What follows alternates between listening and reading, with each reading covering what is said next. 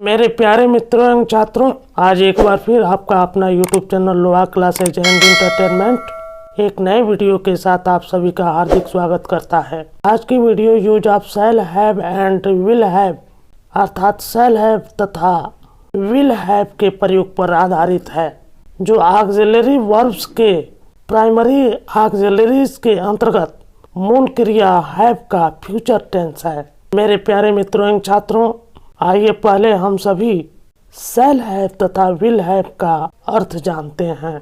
Shall have तथा will have का अर्थ के पास होगा, के पास होगी और के पास होंगे होता है।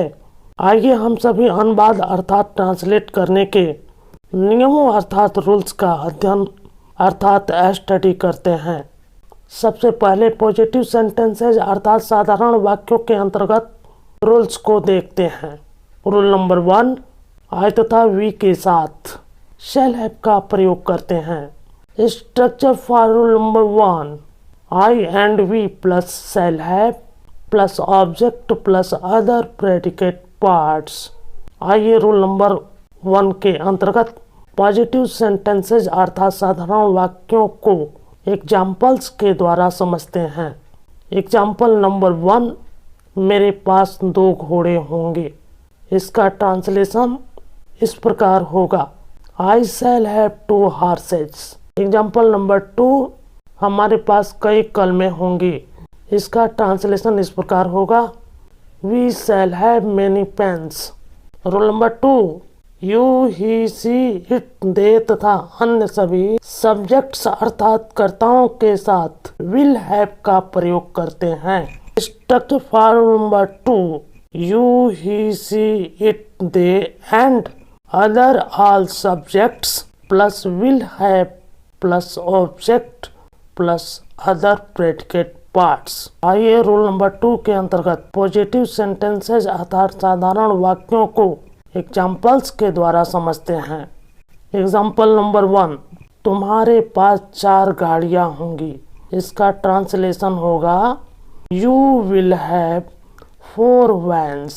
एग्जाम्पल नंबर 2, उसके पास एक नई टोकरी होगी।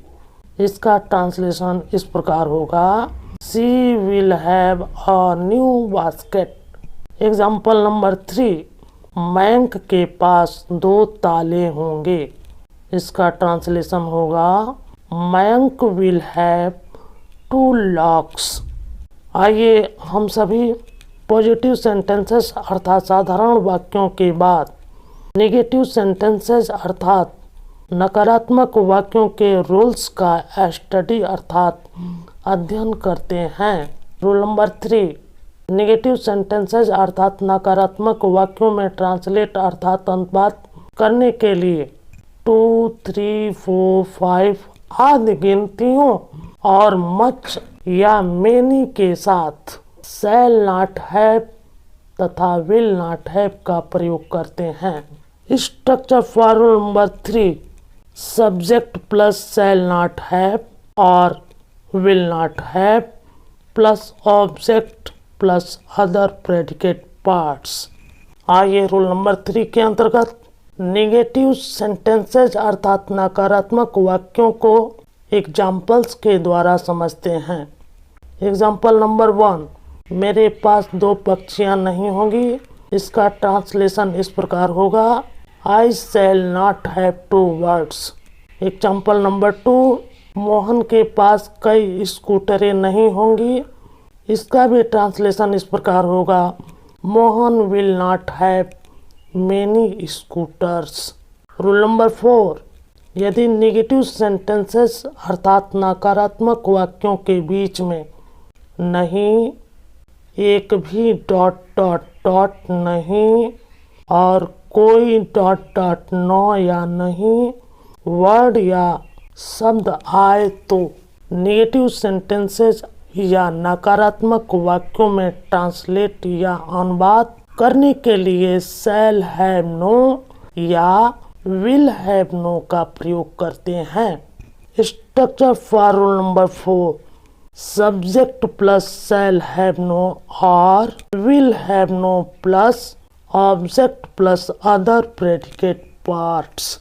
आइए रूल नंबर 4 के अंतर्गत नेगेटिव सेंटेंसेस अर्थात नकारात्मक वाक्यों को एग्जाम्पल्स के द्वारा समझते हैं। एग्जाम्पल नंबर 1, हमारे पास एक भी गोली नहीं होगी।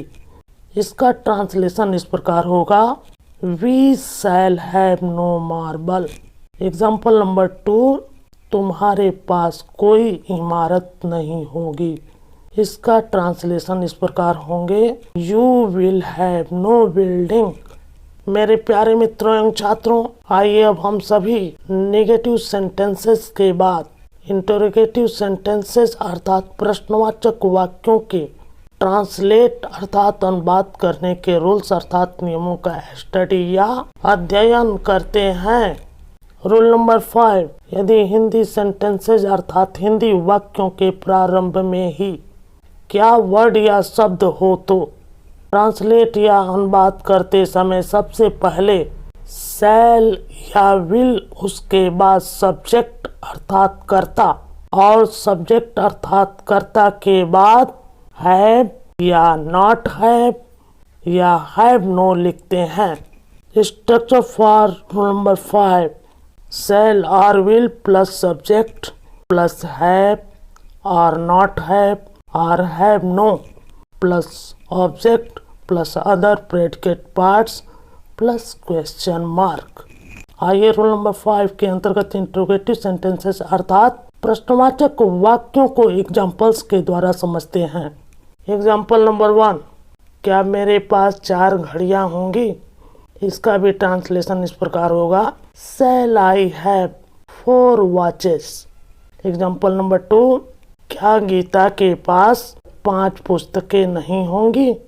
इसका ट्रांसलेशन इस प्रकार होगा, will Gita not have 5 books. Example number 3, क्या हमारे पास एक भी टोपी नहीं होगी। इसका ट्रांसलेशन इस प्रकार होगा, shall we have no cap.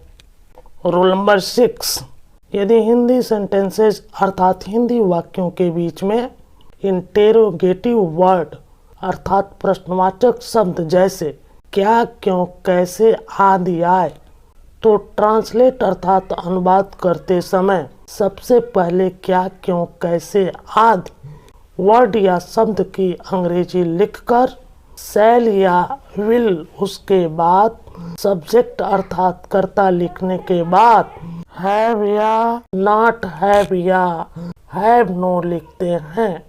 Structure for rule number 6, interrogative word plus shall और will plus subject plus have और नॉट हैव और have no plus object plus other predicate parts plus question mark.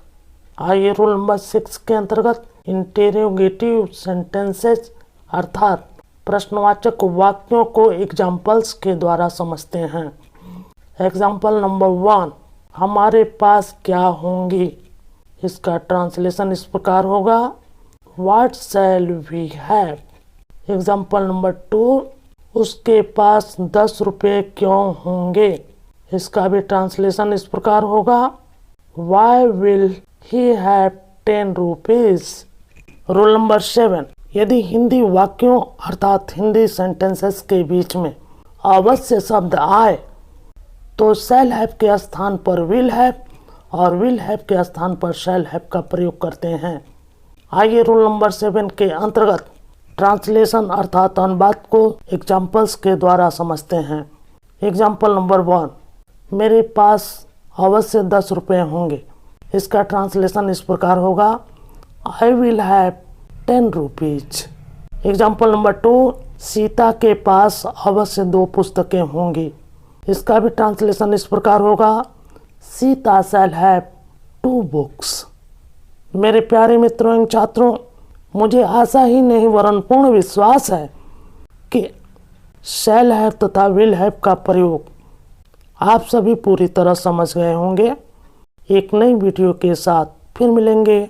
Bye, जय हिंद।